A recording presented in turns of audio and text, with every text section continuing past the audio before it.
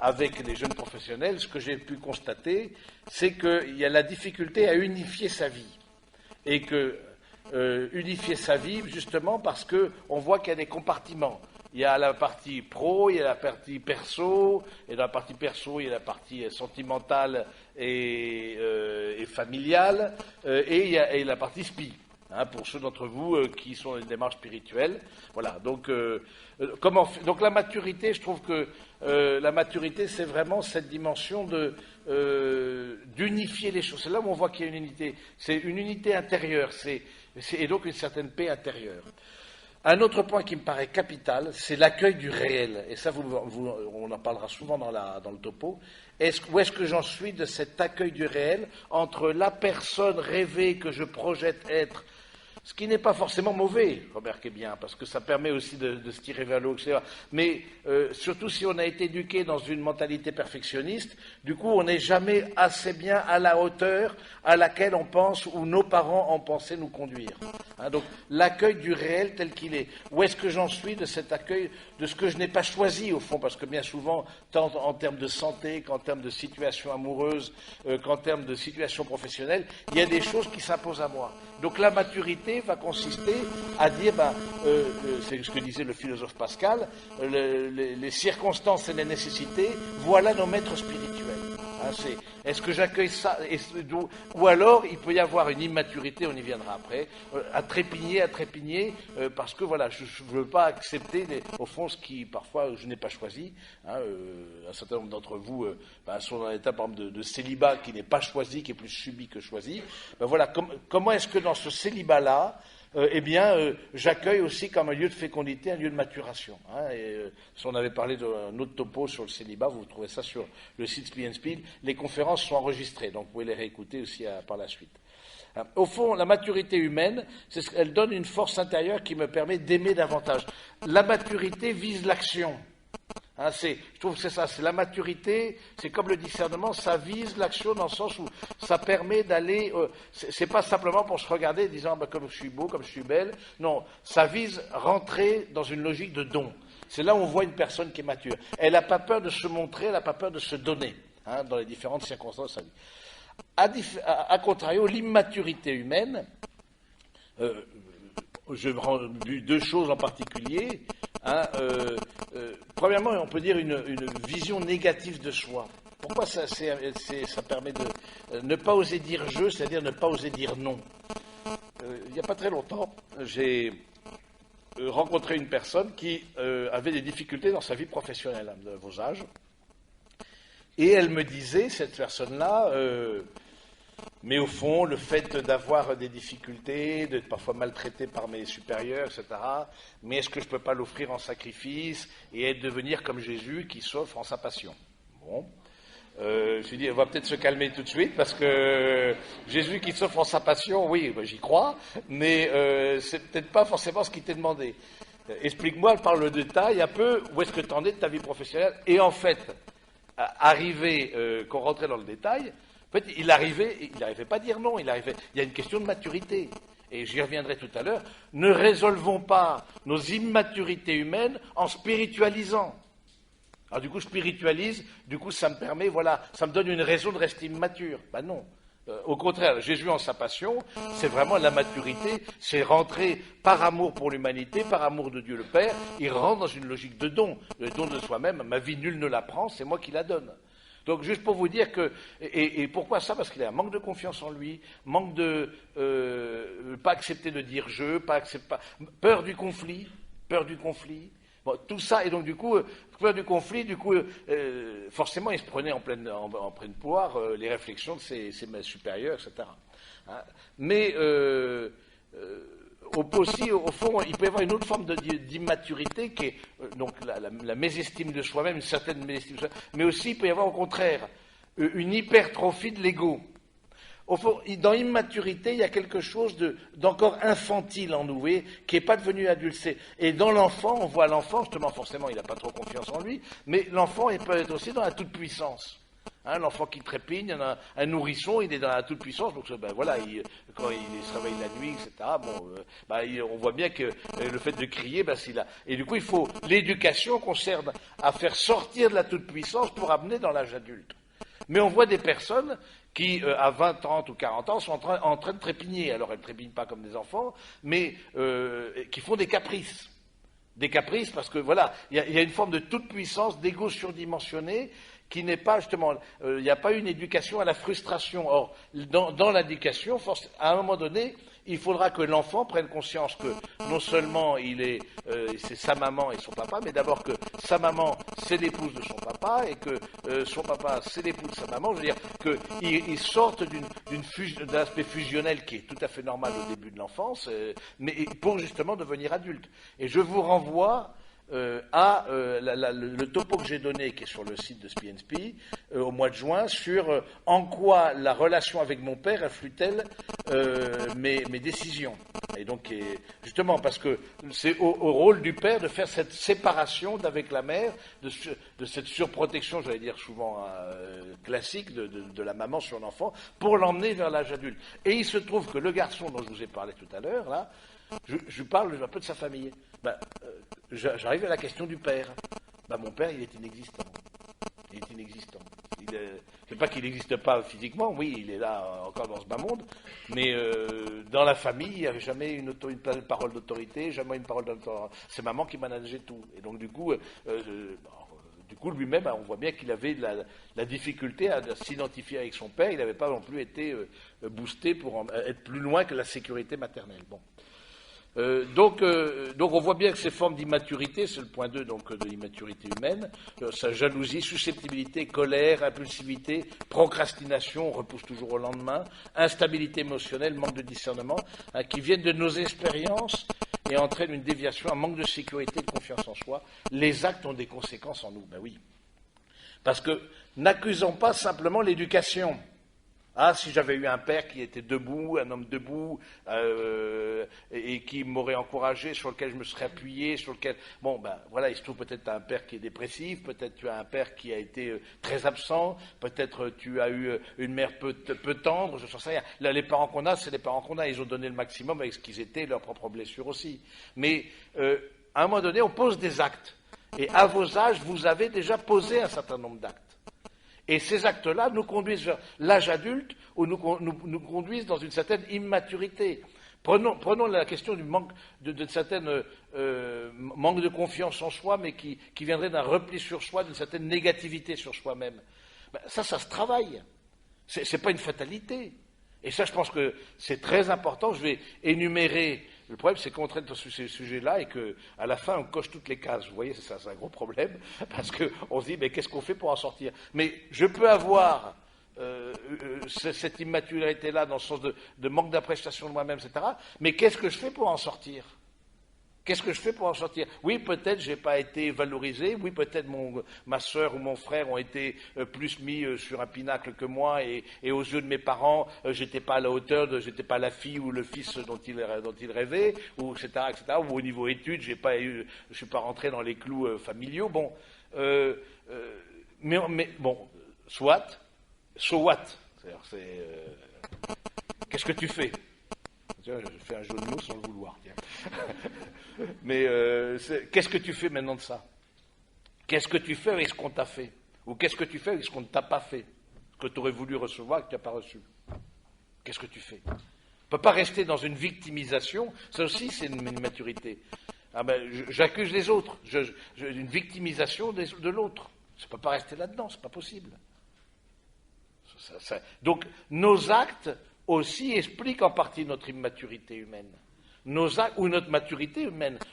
Je sais que j'ai peut-être un manque de confiance, etc. Voilà, je me suis donné un coup de pied là où je pense, et puis j'ai pris des engagements, je me suis lancé dans un truc où je ne savais pas forcément, mais j'y suis allé. Et derrière ça, on verra au plan spirituel l'importance de la confiance. Il faut vraiment unir toujours les deux choses. Il existe aussi des immaturités qui viennent de blessures reçues dans l'éducation. Des blessures, je vous parlais du rapport au père, ça peut être des blessures en rapport avec, du lien avec son propre corps aussi, ça peut être des blessures par des parents colériques ou des parents absents dans leur éducation. Bon, il y a des blessures en nous. Et après, j'ai marqué différence entre immaturité, blessure et péché. Ça, c'est intéressant, c'est que bien souvent, quand on regarde, pour ceux d'entre vous qui se confessent, souvent, quand on me dit, je confesse toujours la même chose. Alors, ça tombe bien, on ne vous demande pas de faire dans l'originalité. Ah super, j'ai tué père et mère, mon père, c'est super, là, j'ai quelque chose de nouveau à vous dire. Ben non. Pourquoi on confesse souvent la même chose? Parce que le péché, c'est-à-dire le péché toujours volontaire, qui nous éloigne du Seigneur et qui nous éloigne au fond d'une maturité humaine, le péché souvent s'ancre dans des blessures. Donnons un exemple. J'ai peut-être pas eu la tendresse que j'aurais attendu de la part de mes parents, enfants, parce que bien souvent les blessures c'est enfant. Eh bien, je vois que ça m'oppose, ça fait que voilà, que ce soit des plaisirs personnels, où je vais de bras en bras, où je vais cherchant une affection. Je peux très bien noter en moi ce besoin de tendresse. Autre chose, c'est les actes volontaires que je pose, mais en fait qui ne vont faire qu'approfondir la blessure. Oui, alors que d'un manque de tendresse, c'est d'abord aussi se donner de la tendresse de façon saine, la tendresse à soi-même. C'est valoriser à la fois son corps, valoriser ce qu'on est. C'est comme ça qu'on ressort c'est pas en allant de bras en bras, parce qu'on va se sentir à chaque fois plus vide et plus. Ça, c'est typiquement de l'immaturité. Vous voyez, donc il y a blessure, immaturité, péché, voilà quand je passe à l'acte. Donc, c'est intéressant de voir que quand vous vous préparez pour le sacrement de la réconciliation, vous fassiez aussi une sorte déjà, qu'est-ce qui est volontaire? Voilà, parce que c'est toujours volontaire, le péché, on ne pêche pas malgré soi. Qu'est-ce qui est volontaire? Et qu'est-ce qui aussi est invité à.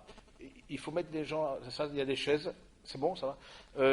Et qu'est-ce qui, au fond, ne dépend pas forcément de moi, mais. En quoi je me suis livré aussi à un combat spirituel, un combat intérieur. C'est sûr, pour sortir de l'immaturité, ça ne se fait pas tout seul, ça se fait aussi avec l'aide, on le verra tout à l'heure, ça se fait avec une aide. Donc, moi, en tout cas, je vous invite vraiment à faire une relecture de vos vies, de dire justement où est-ce que, ou alors la procrastination, voilà, je repousse toujours et sans cesse des choses à faire. Mais ça, c'est une immaturité.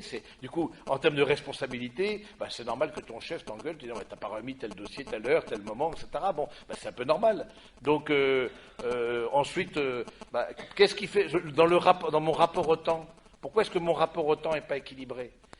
Donc, voilà, donc c'est poser aussi des actes volontaires, vous permettre Au plan spirituel, en quoi la maturité consiste? C'est chercher la volonté de Dieu et demander la force de l'accomplir. C'est avoir la foi est dans l'intelligence, mais l'intelligence éclaire notre volonté pour qu'ensuite on se mette à l'école du Seigneur. Et une immaturité, ça consisterait faire l'expérience de Dieu, mais pas le mettre en pratique. Comme dit Jésus en Matthieu 7, 21, ce n'est pas en me disant Seigneur, Seigneur qu'on entrera dans le royaume des cieux, mais c'est en faisant la volonté de mon Père qui est aux cieux. Voilà. J'ai fait une expérience du Seigneur. Le Seigneur, avec sa parole, me conduit aussi à aller plus loin. Est-ce que j'en reste, et c'est le deuxième point de l'immaturité spirituelle, est-ce que j'en reste simplement à l'aspect émotionnel?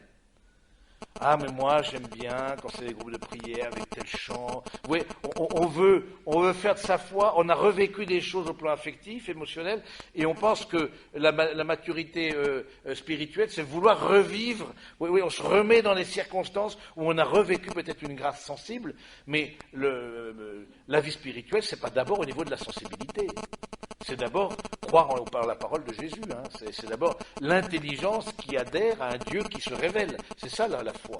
Et donc l'immaturité spirituelle consisterait à en faire une question d'émotion, ou alors le troisième point, c'est de bricolage spirituel. Et ça, c'est le pape Benoît XVI dans son excellente homélie à Cologne au JMJ, qui dit « La religion devient presque un produit de consommation, on choisit ce qui plaît, et certains savent aussi en tirer un profit.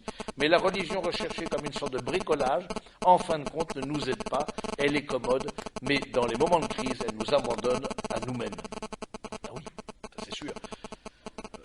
On rentre dans la foi. on se bricole pas une fois. Ah ben non, elle a l'église catholique, moi, ah, ça je prends ça, mais moi je le sens. Quand arrive la crise de foi, si j'ose m'exprimer ainsi, sur quoi va t'appuyer ta foi si elle s'appuie sur ta propre cohérence et que toi tu es en crise? Sur rien du tout. Ah ben j'ai perdu la foi, non, on perd pas sa foi. À chaque fois qu'on perd son portefeuille, c'est pas possible. Ou alors l'adhésion, d'où l'importance de la formation et la formation intellectuelle au niveau de sa vie de foi. Ça demande une formation de l'intelligence. Et ça, le pape Benoît XVI, sur le côté est vraiment extraordinaire au niveau de clarté, etc. Parce que justement, on voit une sorte d'immaturité qui consiste à faire du bricolage. Alors c'est sûr qu'il y a un peu vous me direz, oui, mais il ne faut pas rentrer dans une routine, aller tous les dimanches à la messe, etc. Mais on se brosse bien tous les jours, voire plusieurs fois par jour les dents. Je ne vois pas pourquoi on y est. Et c'est une routine, mais il y a des bien heureuses routines. On prend sa douche tous les jours, bien heureuse routine pour vos voisins surtout. Voilà, mais je vois pas pourquoi il y aurait. Vous voyez, ces rituels, je trouve, ça nous construit. Comment vous dire, il y a un côté austère, il y a un côté rugueux, parce que j'ai pas forcément envie. Vous voyez, ça c'est typique d'immaturité. Ah ben j'ai pas envie. C'est pas question d'envie. Est-ce que tu sens que ça te construit ou tu sens que ça... Si tu vis que par les envies, typique, voilà, c'est le chien crevé au fil de l'eau, voilà, mais il a les envies, la mode, etc. Il va, mais est-ce que c'est ça? Où tu vas? Et ensuite, il pète les plombs parce qu'il ne sait pas où il va. Bien sûr qu'il ne sait pas où il va parce qu'il suit le mouvement. Mais alors que souvent la comparaison a été faite du chrétien, c'est au contraire le saumon qui remonte jusqu'à la source, qui va à contre-courant, mais tu sais, il sait pourquoi il y va. Et donc, je trouve que c'est assez intéressant de dire que, attention à justement ce côté immature. Au niveau de la foi, c'est pareil. Il y a un moment donné, ou alors c'est tel prêtre, mais si c'est tel prêtre, j'aime bien. Là, ce prêtre-là, il est super, etc. Voilà, on starise les prêtres, mais non, mais c'est immature. Bon, on peut être bien accroché avec un prêtre, tant mieux. S'il vous fait du bien, tant mieux. Mais que votre foi soit liée, non, ça a changé ma paroisse a changé de curé, j'ai plus la paroisse. Ça ne veut rien dire. Excusez-moi, ça ne veut rien dire. C'est là où on voit que le côté adulte. Le côté adulte, c'est qu'au fond, c'est ma vie de foi. Je veux dire, au lieu, comme disait Kennedy, au lieu de te demander ce que les États-Unis peuvent faire pour toi, demande-toi ce que tu peux faire pour ton pays. Au lieu de te demander de rentrer dans la consommation paroissiale, qu'est-ce que tu peux faire pour ta paroisse? C'est ça, c'est ce passage, justement, la maturité, où je reçois ce qui est normal quand on est jeune. La maturité, c'est le passage où on rentre dans une logique de don. Oui, c'est vrai, aujourd'hui, la paroisse, elle n'est pas top, etc. Qu'est-ce que je fais pour que ce soit top? Qu'est-ce que je mets en place? Voilà, il n'y a rien pour les jeunes de mon âge, il n'y a que des plus de 70 ans, j'en sais rien. Il y a toi qui as moins de 70 ans. Bon. Qu'est-ce que tu fais? Tu subis ou tu te boostes et tu dis, moi, mon père, est-ce que je peux mettre... le prêtre, sauf s'il est un peu taré, il va dire oui. Bon, il y a aussi des prêtres tarés, mais ça c'est encore autre chose. Mais il va te dire oui, si tu veux lancer un groupe de jeunes pros dans ta paroisse où il n'y a rien, voilà, du coup, il y a 1 an et demi à Compiègne, il n'y avait pas de groupe de jeunes pros, aujourd'hui on est 30. Ouais, parce qu'ils se sont mobilisés, etc., parce qu'il y avait un vrai besoin pour votre génération. Donc je pense que c'est important de se dire ça. Donc le lien entre maturité humaine et spirituelle, je vous en ai dit un mot, de ne pas spiritualiser, de ne pas demander à la spiritualité de venir justifier mes immaturités humaines. Mais en même temps, c'est intéressant de se dire que, au plan humain, il y a des choses que peut-être qui m'accompagneront peut-être jusqu'à la mort. Je pense qu'il faut aussi parfois en prendre conscience. Il y a des gens qui sont colériques, par exemple. Il y a des gens qui sont justement dans une quête d'affection, surtout les choses il y a des gens qui sentent de la violence, qui sentent mais souvent ça vient de l'enfance, ça vient de l'éducation. Maintenant, ça ne veut pas dire que je ne peux pas devenir saint. Vous voyez, prenons un exemple, Saint François de Sales. Saint François de Sales est un nerveux comme pas possible. Et pourtant docteur de l'Église, Saint François de Sales, XVIe siècle, si je ne me trompe, évêque de Genève, il a été viré de Genève par les protestants, il s'est réfugié à Annecy, mais il était tellement nerveux, il y a un côté un peu violent chez lui, il était tellement nerveux que sous le bureau qu'il occupait, on a vu les traces dans le plancher. Il a creusé le plancher tellement que, tu vois, il se défoulait avec ses pieds, quoi. Tu me diras, c'est mieux qu'avec ses pieds que sur le plancher que autre chose. Mais il se défoulait avec ses pieds, etc. Ce qui fait que, quand on a bougé les meubles, etc., à sa mort, on a vu les traces de pieds dans le plancher que, ben voilà, il rongeait ses freins. Mais ça n'a pas l'empêché de devenir un saint. Et même l'apôtre de la douceur. Alors que c'était un violent.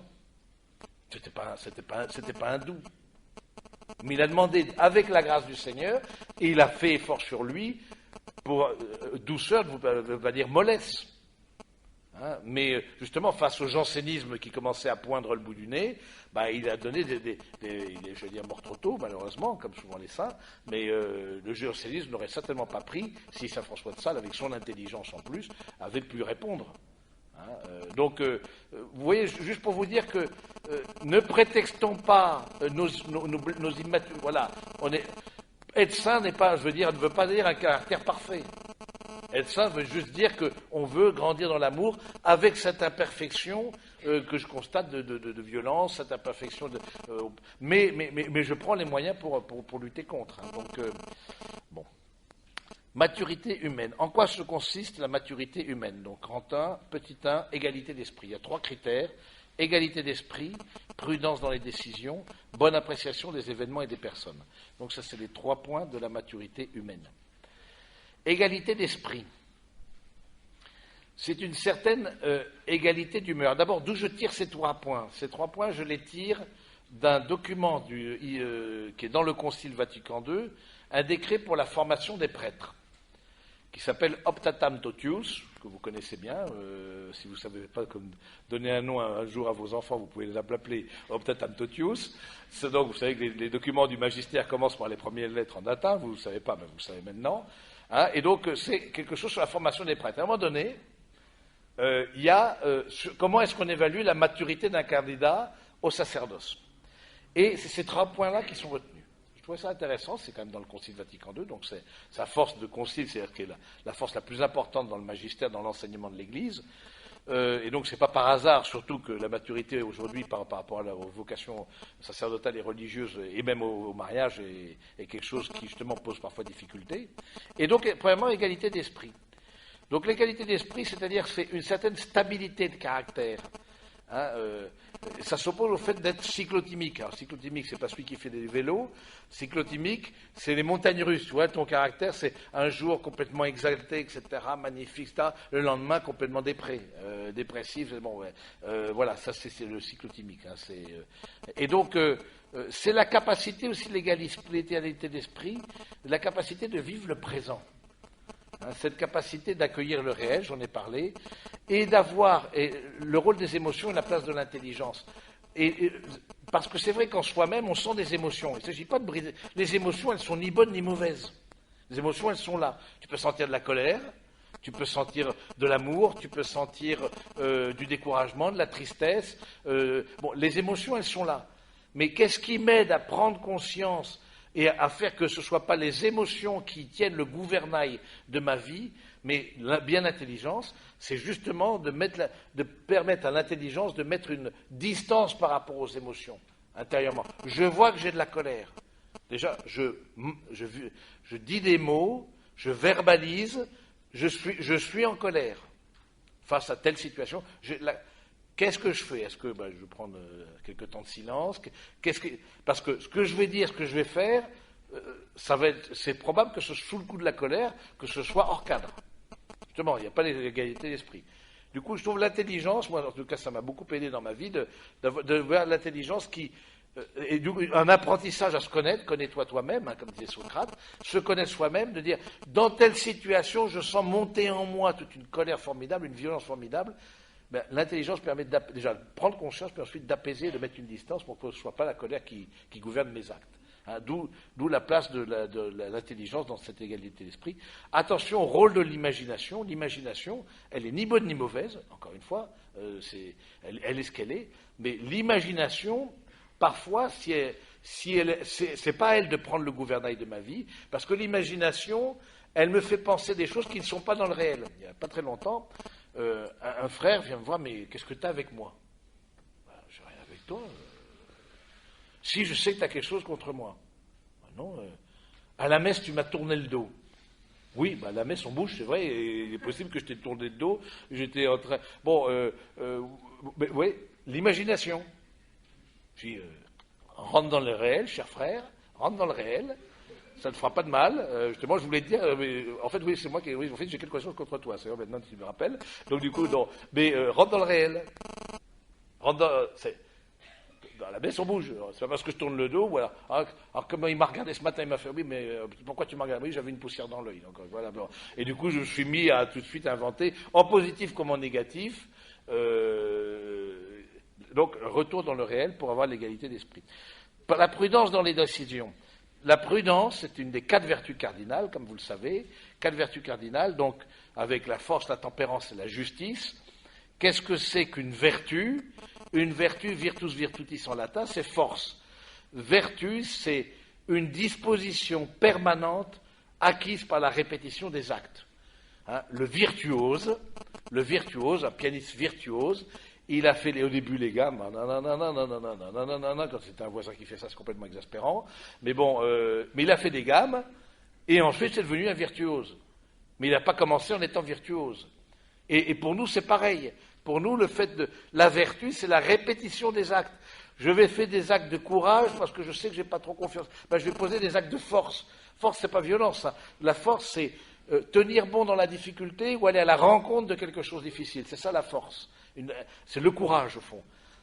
Même si je m'appuie sur la grâce de Dieu pour faire cet acte de courage. Même si humainement, j'y vais, mais c'est ça la vertu. Le premier pas dans la vertu coûte quelqu'un qui n'est pas courageux, qui a peur du conflit, etc. La première fois qu'il affronte un conflit, c'est difficile. Parce qu'il a fait une première fois. Ensuite, la deuxième, la troisième, quatrième. Au bout de la 10e fois, il sera beaucoup plus confiant en lui-même. Il aura pu. Moi, j'ai appris à affronter le conflit dans la vie religieuse. Mais dans ma famille, c'était calme plat, poussière sous le tapis. Bon, surtout, ne dis rien à ton frère, dis rien à ta soeur. Ça, c'est complètement anxiogène, vous voyez. Donc, du coup, et dans une vie religieuse où tu vis avec des gens que tu ne choisis pas, c'est juste impossible. Et tu ne peux pas prétexter. En plus, dans la vie religieuse, on peut spiritualiser, parce que dans le genre spirituel, c'est pas mal. Donc du coup, non, je suis victime de mes frères, je suis le mal-aimé ou la mal-aimée, comme Thérèse de Lisieux, qui n'était pas aimée de sa sœur. Je peux faire tout un truc. Non, le problème, c'est que je n'étais pas mûr. J'étais immature. C'est normal, quand tu rentres à 20, 25, 27 ans à vie religieuse, tu es immature. Donc, il a fallu grandir. Alors, et grandir, ça a été apprendre à gérer le conflit.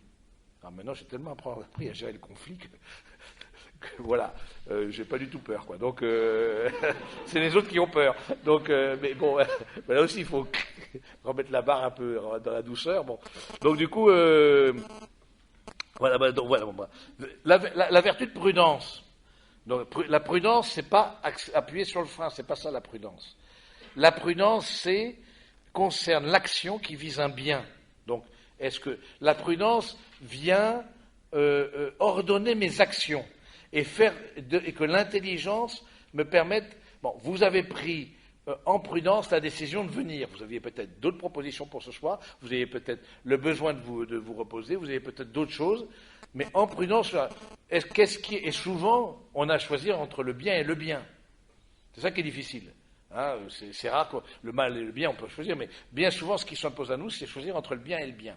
Et donc, du coup, de voir quel est le meilleur bien, ou voir parfois le moindre mal, on peut parfois choisir entre le mal et le mal, dans des situations difficiles aussi.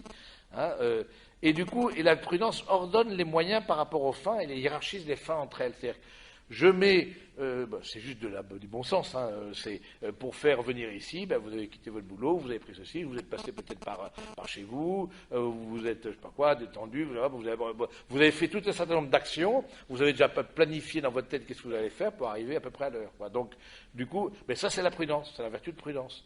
Du coup, et vous dites, donc du coup, la prudence, c'est ce qui permet de... Et alors, dans les étapes de la vertu de prudence, il y a 3 étapes qui sont très importantes, surtout pour les grandes décisions. C'est sûr qu'entre choisir un pain au chocolat et un pain au raisin, il n'y a pas besoin non plus de réfléchir à 40 ans, parce que là, sinon, il y a un problème. Donc la prudence, c'est vraiment la délibération. Quand tu dois changer de job. Prenons le cas. Tu veux réorientation professionnelle. Tu te dis, bon, ça va pas mon boulot. Bon, alors c'est pas seulement ça va pas parce que c'est un caprice, mais je sens que ça me correspond pas. Du coup, j'ai fait vérifier en amont que c'était pas simplement de l'ordre du caprice mais que peut-être, est-ce que ça va pas parce que en toi il y a des choses qui ne vont pas et du coup ça t'oblige au contraire. Tu es là dans ce lieu-là pour travailler sur toi-même, pourquoi pas. Ou alors objectivement ça va pas. Donc délibération, je me dis à moi-même, faire ce discours intérieur, dire pourquoi je veux changer. Ensuite, conseil, demandez à des personnes avisées, qu'est-ce que vous en pensez, qu'est-ce que tu en penses, est-ce que ça te paraît, c'est sûr que si au bout de tous les 3 mois tu changes de travail, on va dire là, instabilité. Mais demander conseil à des personnes qui peuvent te donner le conseil. Et troisième aspect de la vertu de prudence, c'est le passage à l'acte. Tu passes à l'acte. Mais vous voyez par exemple, des gens qui procrastinent, des gens qui... ah non mais j'ai pas assez délibéré. Faut encore que je délibère. Faut encore que j'aille demander conseil au père Intel ou à monsieur machin. Du coup, encore on passe et jamais il passe à l'action. Ça c'est une forme d'immaturité, par exemple. Ça c'est sûr. Et jamais ils passent à l'action. Ils sont toujours demain. Hein, donc donc on voit bien ces immaturités dans les prises de décision. Ou alors on agit sous le coup de l'impulsion parce que parfois on a eu un clash avec son boss, etc. Ma démission, vous l'avez demain sur votre bureau, ou la voici, voilà. Bon voilà, c'est typiquement le truc à pas faire. Surtout si on n'a pas un plan B, parce que ça, parce que le temps qui court, c'est un peu compliqué. Et voilà, c'est de ne pas agir sous le coup de l'impulsion, mais de se dire, voilà, je vais prendre du recul, et pour dire, au fond, ce clash que j'ai eu, ce conflit, à quoi il est dû, etc. Mais il faut redélibérer, c'est sûr, et de ne pas prendre de pas passer directement à l'action sans avoir vécu la délibération et le conseil, surtout quand une grosse décision comme un changement d'orientation professionnelle. Vous voyez, et bien souvent, on se met dans des situations impossibles parce qu'on agit uniquement sous le coup de l'émotion, positive ou négative. Là, j'ai dit une émotion négative avec un conflit. Je vous donne un cas. Une jeune fille qui m'appelle de vos âges, m'appelle, voilà. Dans mon travail, il y a un garçon qui me dit qu'il a de gros problèmes financiers, que ses parents, il a fait un emprunt, c'est un garçon qui a une trentaine d'années, 35 ans, peut-être 38, et que pour ses parents, et que ses parents finalement n'arrivent pas à rembourser, et que voilà, et puis c'est un garçon très sympathique, vraiment père de famille, sa femme va accoucher du 3e enfant, et que dire, dans 3-4 jours, on va me mettre à la porte de chez moi. Et la jeune fille me dit, engagée dans sa foi, etc., mais qu'est-ce que je dois faire Donc elle prend conseil, elle me dit, mais vous vous rendez compte, dans 3 jours, il est à la porte, etc., etc. Mais vous voyez, si vous agissez uniquement sous le coup de l'impulsion, tiens, voilà, on va faire une quête, on va payer tes emprunts, on va payer... Bon, peut-être il faut faire ça, mais c'est certainement pas la première décision à faire. Parce que des problèmes d'argent, en général, c'est pas que des problèmes d'argent. C'est souvent des problèmes de discernement qui ont mis la personne dans des problèmes d'argent. Ça, moi j'ai vu ça 1000 fois. Du coup, j'ai dit non, le conseil à faire, là où tu peux être de mon conseil, parce qu'il ne semblait pas au niveau des emprunts, etc., il ne savait pas trop comment ça fonctionnait. Bon, et du coup, mets-le en contact avec quelqu'un qui s'y entend en finance, etc., qui pourra un peu le coacher. Mais on n'est pas là pour, comme le chevalier blanc, à ouvrir les parachutes pour que surtout se passe rien. Vous voyez, ça c'est aussi une forme de... ça n'aide pas à faire grandir l'autre. On n'est pas là à vouloir résoudre les problèmes de tout le monde. Alors c'est sûr qu'on se sent valorisé, puis Jésus nous a dit de nous aimer les uns les autres, mon Père, etc., etc. Oui, mais simplement que aimer les uns les autres, ça c'est pas l'aimer. Si tu ouvres le parachute, imaginons que tu trouves la somme dont il a besoin dans 3 jours. Mais est-ce que c'est vraiment l'aider? Il y a des cas de force majeure, bien sûr, mais là ça faisait plusieurs années que l'emprunt n'avait pas été payé, donc c'est pas un truc qui est né d'hier. Et 3-4 ans, il n'a rien mis en place en 3-4 ans. Ah oui, j'y ai pas pensé. Tu vois, elle était prête à dégainer son portefeuille, à lui donner. Donc, vous voyez, c'est typiquement, je trouve que d'où la vertu de prudence aide à prendre justement les bonnes décisions, et parfois nous sommes mis, surtout au plan affectif, parce qu'au plan affectif, disons, comme par définition c'est affectif et donc émotionnel, on serait souvent guidé par l'émotion. Or, moi qui fais beaucoup de préparation au mariage, je ne l'ai pas dit, mais je suis très, disons, c'est le gros de mon ministère, c'est la préparation au mariage. Et du coup, je suis très attentif justement à dire que tout mariage d'amour est aussi un mariage de raison. On a des raisons objectives parce que ces raisons-là vont servir d'appui pour faire mémoire quand viendra la crise et qu'on dira, dans 1 an, 10 ans, 20 ans, pourquoi c'est lui, pourquoi c'est elle, en fait j'ai fait une erreur. Non, parce que tu n'as peut-être juste pas assez mis de mots, pourquoi c'était lui, pourquoi c'était elle. Du coup, en vertu de prudence, tu n'as pas passé par la délibération qui te permet de mettre des mots sur ton choix sentimental. 3e point, la bonne appréciation des événements et des personnes. Donc on est toujours dans la maturité humaine, égalité d'esprit, prudence dans les décisions, bonne appréciation des événements et des personnes. Où est-ce qu'il peut y avoir des formes de maturité là-dedans? Probablement tout ce qui est de l'ordre de l'emprise. Je vis sous le regard des autres. Je vis sur ce que l'autre pense. Voilà, typiquement, une immaturité, c'est vouloir plaire. C'est un esclavage. Et Jésus est venu nous sortir de l'esclavage pour nous conduire à la liberté. Vouloir plaire, alors il ne faut pas non plus vouloir déplaire à tout prix, parce que sinon c'est... Mais on n'est pas là pour... Vous voyez, vouloir plaire, c'est... Qu'est-ce qu'il fait là? Alors, ça ne veut pas dire qu'on va se négliger ni physiquement, ni... Voilà, c'est... ou être un véritable ours mal léché, non, on n'est pas obligé de faire ça. Vous voyez, mais vouloir plaire, c'est celui ou celle qui vit sous le regard de l'autre, quelque part par procuration. Ou vouloir plaire à une jeune fille qui va peut-être se marier, mais bon, j'ai quelques doutes. Dans quelques mois, elle n'est pas là, rassurez-vous, et donc du coup, elle me dit un truc comme ça. Elle me dit, mais c'est vrai que mon mariage, j'en suis pas du tout sûr, mais ma mère est dépressive. Si je repousse mon mariage, mais elle va péter les plombs, elle risque de se suicider, etc. Elle est sous emprise. Alors du coup, j'ai appelé le prêtre qui n'est pas préparé au mariage. J'ai dit, écoutez, père, cette personne-là, il y a un problème, moi. Bon courage. Passage de patates chaudes, voilà. Ah ben, il n'y a pas de raison, je fais toujours les mêmes qui les patates chaudes. Donc du coup, là, mais vous voyez, c'est typiquement mais parce qu'elle était sous emprise, parce que la réaction de sa mère, ce que va penser ma maman, voilà, c'est ça qui va compter. Et je veux faire plaisir à ma maman. Et on est à 8 mois du mariage. Vous vous rendez pas compte, on a déjà payé les acomptes, etc., etc.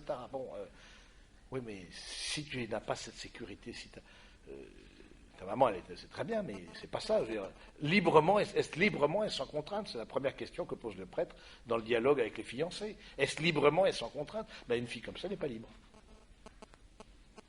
Et en plus, elle me l'a dit, alors là... ça, des trucs comme ça. Si vous entendez ça autour de vous, dans vos amitiés, etc., ça, il faut aller voir. Parfois, il y a des manques de courage. Moi, je veux le dire très clairement. Et donc, des manques d'amour, parce que l'amour a pour signe le courage. De personnes qui disent, mais non, je sens que c'est pas ça, mais ça va faire tellement de peine à mes parents, tellement de peine, etc. Et du coup, et la personne elle-même disant, et du coup, si vous n'allez pas voir le prêtre là, il y a quelque chose d'injuste. Parce que injuste, la justice, c'est rendre à chacun ce qui lui est dû. Et donc, au prêtre qui accompagne, ou au couple accompagnateur, etc., est due la vérité sur... Donc là, et l'engagement est tellement important que ne rien dire en ces cas-là, je trouve ça vraiment de la lâcheté. Et ensuite, quand le couple explose, ah ben je l'avais bien dit. Ben non, justement, tu ne l'avais pas dit. Ou tu l'avais dit à la mauvaise personne. À tes copines, bon, je ne sens pas du tout ce couple-là, etc., mais ce n'est pas à tes copines qu'il faut le dire. Voilà, c'est donc bon. Vivre sous emprise. Tout ce qui est de l'ordre de la manipulation, parce qu'on est beaucoup dans une société émotive, émotionnelle, etc. On voit beaucoup ça, on est beaucoup dans cette émotion, bon, en général. Du coup, dans ces eaux-là, les manipulateurs se sentent vraiment comme un poisson dans l'eau. Je veux dire, se sentent vraiment tout à fait à l'aise. Et du coup, utilisent l'émotion. Du coup, voilà, pour te... Allez, mais sois sympa, mais Comme je n'ose pas dire non, parce que j'ose pas dire du coup je fais ce qu'on me dit. Alors soit sympa, soit culpabilisation. L'autre ne me renvoie pas à un choix libre, mais je culpabilise de ne pas faire ceci. Ben non, alors soit objectivement, parce qu'il y a problème, soit parce que tu n'as pas à culpabiliser. Il n'y a pas très longtemps, voilà, il y a une personne qui vient me voir, etc. Mon manager me dit, je sais que sur toi il y a des choses dont on parle. Il n'en dit pas plus. Non mais je le sais, ne t'en fais pas, je suis au courant. Et puis, le garçon, il me regarde, mais non, il y a au courant. Mais dis-moi, dis-moi davantage d'informations là. Non, mais je suis au courant. Vous voyez un truc comme ça. Ça, c'est de la manipulation. Soit il y a un vrai problème, on le dit, mais s'il n'y a pas de problème, on ne le dit pas. Hein, typiquement, ça c'est typiquement le manipulateur, à quoi tu le reconnais, il culpabilise. Et il culpabilise pour arriver à ses fins. Désir de plaire, j'en ai parlé, donc liberté intérieure. Donner une confiance excessive à quelqu'un. Là aussi, parfois on s'enthousiasme, surtout dans la vie professionnelle, etc. On voit quelqu'un, j'ai un manager super, etc. Une confiance excessive, aveugle. Non, juste appréciation des événements et des personnes. Ou donner à un événement une importance excessive, soit deuil, maladie, échec, succès, péché, voilà. De toute façon, j'ai loupé, mon premier job est loupé, etc. De toute façon, j'y arriverai jamais, je suis fichu. Non. Ça manque de maturité. Tu as eu un échec professionnel, soit, fais la relecture de cet échec professionnel, et puis essaie de voir peut-être bilan de compétences, pourquoi tu es fait, qu'est-ce qui soit, pourquoi est-ce que... Voilà, c'est juste donc une certaine maturité, mais voilà, je donne trop d'importance à un événement, ou trop d'importance à une personne. Maturité spirituelle, c'est le grand 2. Alors, en quoi consiste la maturité spirituelle ? C'est faire d'abord le choix de Dieu dans sa vie. Vous savez, il y a 3 choix à faire dans sa vie. Il n'y en a pas 4, il n'y en a pas 2, il y en a 3. D'abord, le choix de Dieu dans sa vie. Parce que vous avez peut-être, je suppose pour la majorité d'entre vous, une éducation catholique, mais c'est pas pour ça qu'on est catholique. Il y a à un moment donné un choix à faire de sa propre vie de foi. Et à se positionner. Où est-ce que j'en suis d'une foi reçue à une foi voulue et acceptée et transmise. Hein? Ensuite, renoncer aux idoles, au niveau spirituel, renoncer aux idoles, aux fausses images de Dieu. Hein, toute la Bible est là-dessus. C'est Israël, le péché d'Israël, c'est se tourner vers les idoles plutôt que de se tourner vers le Dieu vivant. Mais le Dieu vivant, on ne le voit pas. Vous vous rappelez Moïse qui cache son visage parce que Dieu passe, etc. On ne voit pas Dieu sans mourir, etc. Du coup, pour Israël, on préfère se faire un veau d'or qu'on voit. Du coup, c'est plus facile d'adorer quelque chose qu'on voit. Et donc, on voit bien que la maturité spirituelle, c'est renoncer aux idoles pour pour rentrer dans la foi. Et l'idole, c'est mettre quelque chose ou quelqu'un à la place de Dieu. Ce qui est le plus important pour moi, c'est mes enfants. Non. Ce qui est le plus important pour toi, tes enfants, ils vont partir, tu vas mourir si la vie comme ça, et puis tu laisseras tes enfants derrière. Et ce qui t'attend, c'est la vie éternelle. C'est pas déifier ses enfants, c'est pas leur rendre service, dans le genre angoissant, parce que forcément ils se sentent pas forcément à la hauteur, ce qu'on peut comprendre par ailleurs. Mais et donc du coup, voilà, on les a déifiés, etc. Et quand ils partent, le couple s'écroule ou pas quoi. Bon. Non, on ne met personne, ni une chose à la place de Dieu. Hein. Le plus important, c'est ma carrière. Non. Les idoles, c'est intéressant, les idoles, elles n'exercent pas les 5 sens. C'est intéressant, c'est pas le sujet de ce soir. Mais l'idole, comme dit le psaume, elles ont une bouche et ne parlent pas, aucun souffle ne sort de leurs narines, elles ont des pieds, ne marchent pas. Voilà, elles ont ni touché, elles ont rien. L'idole, elle n'a rien. Elle n'est pas source de vie. Or, le Seigneur, c'est celui qui est source de vie. Mais pour rentrer dans cette source de vie, c'est l'attitude de foi et de confiance en lui. Bon. Et donc, En quoi consiste la maturité spirituelle? Donc renoncer aux idoles. 3, conformer sa vie à Jésus et à Jésus crucifié, donc l'accueil de l'épreuve. Dans nos vies, il y a des épreuves, encore une fois, qu'on n'a pas choisies. C'est vrai, des véritables épreuves de santé, par exemple, des épreuves affectives. Voilà, tu avais commencé une histoire avec quelqu'un, puis au bout de 2, 3, 4, 5 ans, ça s'est terminé. C'est des choses, mais est-ce que je le vis, au fond, en union avec le Seigneur? Ce qui n'empêche pas une relecture, là aussi, c'est pas... Peut-être on fera un thème sur spiritualité et psychologie plus tard, mais d'accueillir... À un moment donné, il faut prendre... on est tous soit sur la croix, soit au pied de la croix. Toute l'humanité soit sur la croix, soit au pied de la croix. Donc, alors je sais que c'est pas vendeur, je sais que c'est pas... Voilà, mais c'est pas... Jésus n'est pas venu pour nous plaire, de nous faire plaisir. Il est venu pour nous conduire vers une liberté intérieure. Grandir dans la foi, donc la formation doctrinale, c'est ce que vous faites aujourd'hui, ça c'est très bien, se former, pourquoi je crois, parce que souvent on voit que au plan pro, vous avez fait des études, souvent à des grandes écoles, etc., mais au plan spi, c'est le catéchisme, en plus c'était le catéchisme du coloriage, donc du coup, inutile de te dire que t'es plutôt nul, quoi. Donc voilà, au plan spi, pourquoi tu crois à la Trinité? Voilà, on ne sait pas pourquoi je crois en la Trinité. Mais c'est 3 dieux? Non. Mais alors pourquoi Tu peux dire c'est un mystère, ça tu t'en sors. Bon, mais c'est bien de penser la Trinité, c'est pas complètement c'est un mystère, mais c'est pas complètement idiot non plus. Mais donc voilà, d'avoir des mots pour sa foi. Et je vois beaucoup on sent qu'il y a une rupture, mais vous n'avez pas des mots pour expliquer votre foi. D'autres, parfois en plus, mais d'avoir des mots pour dire pourquoi je crois au Saint-Esprit, pourquoi je crois en Jésus, la Trinité, pourquoi associer mon corps, associer mon sang, les trucs de base, pourquoi j'y crois.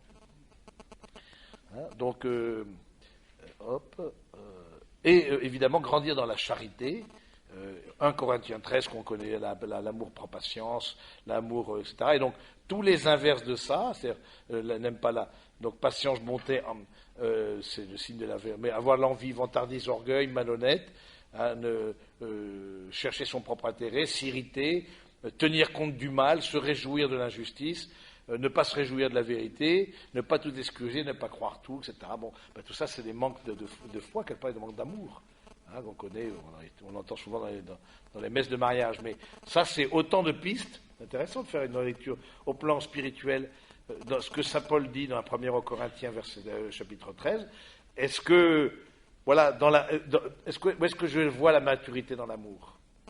Est-ce que c'est... là, je trouve qu'il y a des mots qui sont intéressants de dire, qui expriment la maturité dans l'amour. Moyen de grandir, parce que vous dites, mais si on coche toutes les cases, et on voit bien qu'on a beaucoup d'immaturité partout, moyen de grandir. Premièrement, l'accompagnement spirituel. Moi, je pense que c'est très important. Ne restez pas seul. Je trouve que vous portez trop seul les choses. Et ce n'est pas, encore une fois, le bon copain ou la bonne copine qui va être le meilleur conseiller ou la meilleure conseillère. Et les parents, voilà, maintenant, on ne demande plus aux parents, parce que, voilà, puis vous voulez, c'est normal, vous défaire parfois d'une emprise parentale, ou tout simplement, voilà, vous voulez être autonome, et c'est une légitime autonomie. Donc l'accompagnement, surtout quand il y a des moments clés dans vos vies, quand vous sentez qu'il y a des moments, évidemment au moment de construire un couple, au moment d'une réorientation professionnelle, au moment où vous sentez qu'au plan spirituel vous avez franchi une étape, etc., de ne pas rester seul. L'accompagnement spirituel, le père spirituel, ça peut être une religieuse, parfois il y a des laïcs aussi qui sont formés, c'est mettre sous le regard de quelqu'un, c'est un acte d'humilité, mettre sous le regard de quelqu'un, son cheminement. Voilà la question, par exemple, d'une réorientation professionnelle. L'évangile a quelque chose à dire là-dessus. L'évangile, être chrétien, c'est faire que l'évangile irrigue ma vie.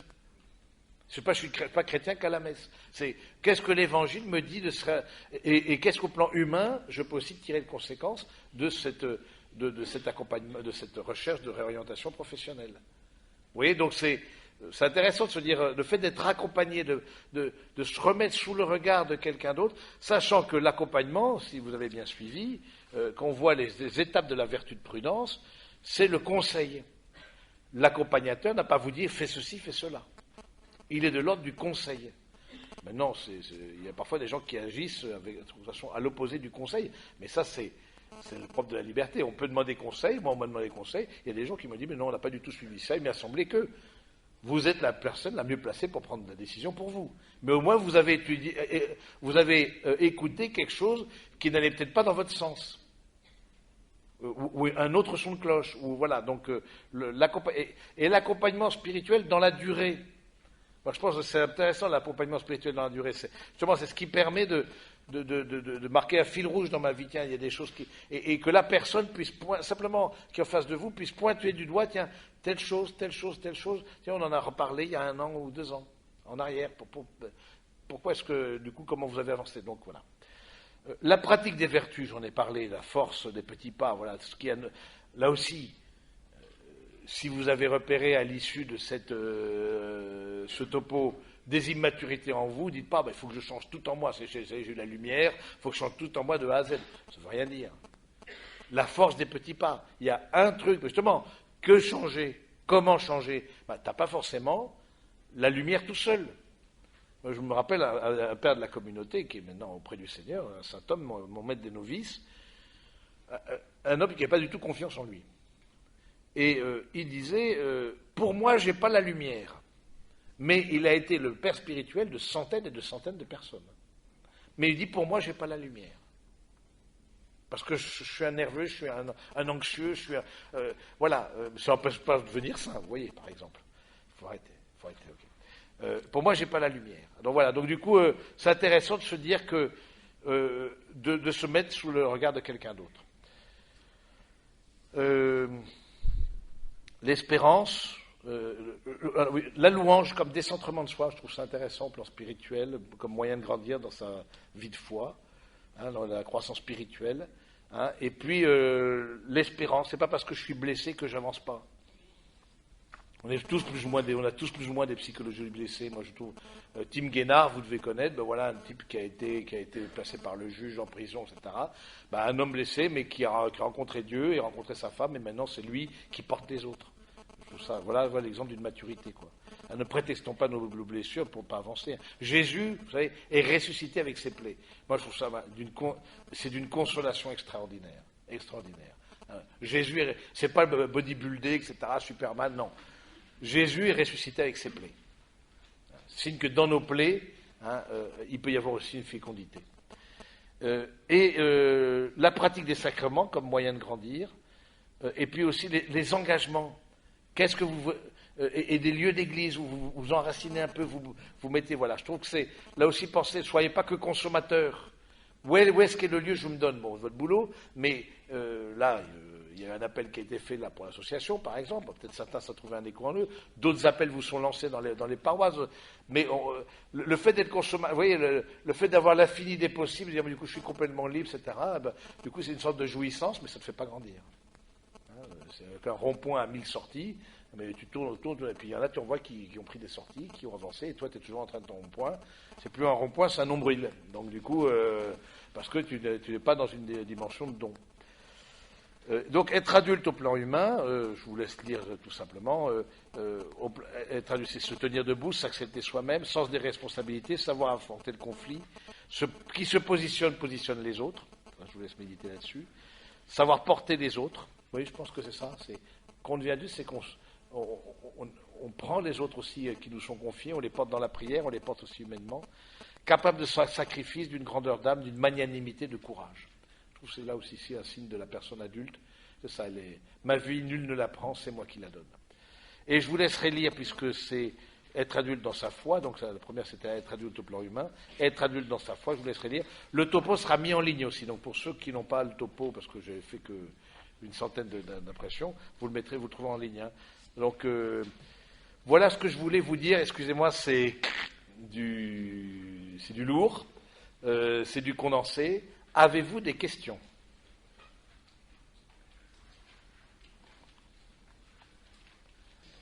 J'ai une petite question toute simple. Je vous ai dit dans l'introduction sur la maturité spirituelle. Oui. Il est marqué chercher la volonté de Dieu et demander la force de l'accomplir. Ma question, c'est très simple, c'est comment trouver la volonté de Dieu, comment savoir où aller. Alors, la volonté de Dieu, c'est dans l'accompagnement, entre autres. Ça demande une vie. Pour découvrir la volonté de Dieu, ça demande déjà la réponse aussi assez simple. c'est déjà une vie chrétienne habituelle. Si tu pries jamais, si tu recours jamais au sacrement, à la fois de réconciliation et au sacrement de l'Eucharistie, etc. Et si tu nourris pas ta foi au plan intellectuel, au plan... Bon, cette volonté de Dieu, et puis aussi dans l'accompagnement spirituel, du coup, et puis cette volonté de Dieu, elle est plus intime à nous-mêmes que nous-mêmes. C'est-à-dire que Dieu, ce n'est pas une volonté qui serait extérieure à soi-même. On n'est pas appelé sans le savoir. Mais c'est en allant dans le profond de son cœur, en faisant silence, en laissant le Seigneur parler. Comme parler, c'est pas que j'entends quelque chose. Parler, c'est en moi, je vois monter une joie à la pensée du coup, tout un processus de discernement qui fait justement qu'on arrive à découvrir la volonté de Dieu dans notre vie, progressivement.